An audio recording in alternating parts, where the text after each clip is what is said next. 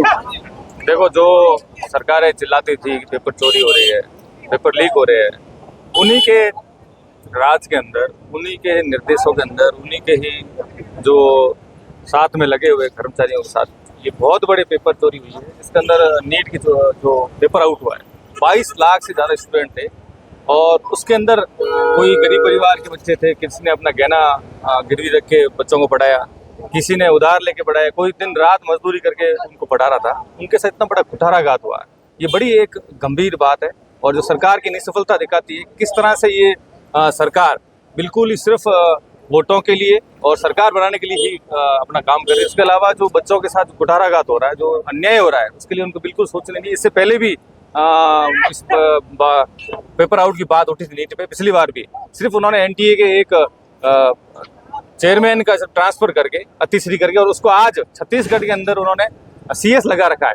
एक तरह से आप देख सकते हो उनकी गंभीरता क्या है क्या नहीं है।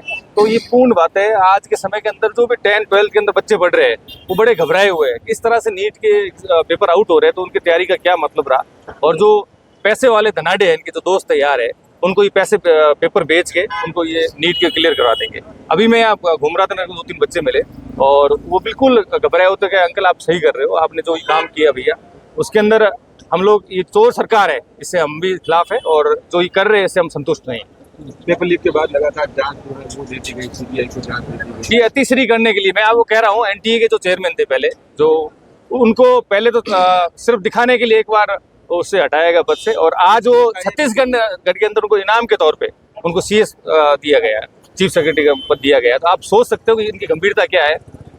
बंगाल के अंदर जो SIR के हेड थे, जो चुनाव आयोग के हेड थे, उनको जैसे उन्होंने 90 लाख वोट काटे तो आज उनको वहाँ का सीएस बना दिया। आप सोच सकते हो इनका नीयत क्या है। इन्होंने लोकतंत्र की हत्या करने के अंदर, बच्चों के साथ कुठाराघात करके, तरह हर जगह कानून व्यवस्था बिगड़ी हुई है और एक तरह से निसफल है। चाहे महंगाई के तौर पे देख लो, मोदी जी खुद ही कह रहे हैं कि आप लोग, मेरे हाथ में कुछ नहीं है, आप जानो आपका काम जाने। इस तरह से आप, ये विफल सरकार है और इस विफल सरकार के अंदर मैं निवेदन करूंगा, इसके खिलाफ धर्मेंद्र प्रधान जी को स्वयं इस्तीफा देना चाहिए और जो अधिकारी थे इसके अंदर उनको हटाना चाहिए, उनके खिलाफ जांच बैठानी चाहिए। इस तरह से अगर लाखों गरीब परिवारों के साथ अगर कुठाराघात होगा तो आने वाले समय के अंदर कौन विश्वास करेगा कि नीट की परीक्षा एकदम सही हो रही है। पेपर लीक कांग्रेस बिल्कुल कांग्रेस ने ही जांच करवाई थी, कांग्रेस के समय ही उनको अंदर डाला था। तो अगर कांग्रेस का राज हो चाहे बीजेपी का राज हो, अगर कहीं भी ये पेपर लीक हो रहा है तो उन अधिकारियों को खिलाफ और जो इसके अंदर कोई भी नेता है, कोई भी अगर व्यक्ति इसके अंदर लिप्त है, उसको बाकायदा अंदर डाल के एक उदाहरण पेश करना चाहिए, जिससे उनके अंदर डर खौफ रहे और जो लाखों गरीबों के बच्चे पढ़ रहे हैं, जो किस आशा के साथ कि हम डॉक्टर बनेंगे, इंजीनियर बनेंगे या कोई अधिकारी बनेंगे, उनकी आशाओं में पानी ना फिरे।